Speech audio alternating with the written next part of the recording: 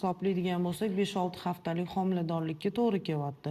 Bachadon bo'ynidan xavotir olma, ko'plar so'raydi. Xo'p, 5 yil oldin ham baribir onkologiyada qildirgansan, onkolog qilgan, undan keyin tug'ding-ku sen.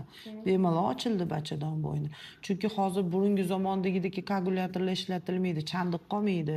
Bemalol tabiiy tug'ruqqa ruxsat beriladi, bemalol homiladorlik bo'ladi. Ko'p savol berishadi. Va hozir oxirgi protsedura qilganimizni 7-aprel bo'layotgan ekan, may emas, aprelda kelgansan.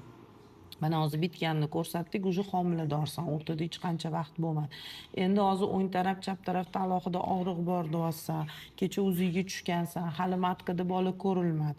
Ikkita holatda mana shunaqa bo'ladi. Mana oxirgi menstruatsiya 25-may bo'lsa, hozir уже 5 haftalik homiladorlik, o'zingda matkada bola ko'rinishi kerak edi.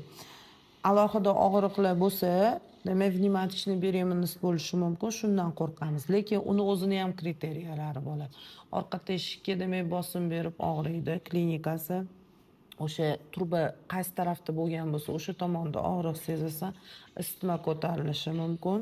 Mana shu holatda qonli ajralma kelishi mumkin. 4 ta belgisi va undan tashqari matkani orqa devorida suvni miqdori ko'payib ketadi.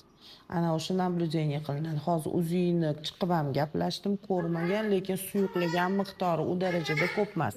Endi mana bunaqa ish qilamiz.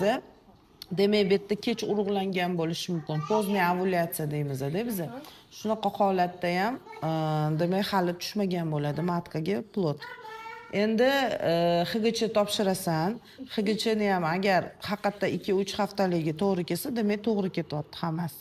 Agar HGCing balandroq bersa, demak yaxshiroq naблюдение qilib turamiz. Har 2-3 kunda o'zi qilib suvni miqdorini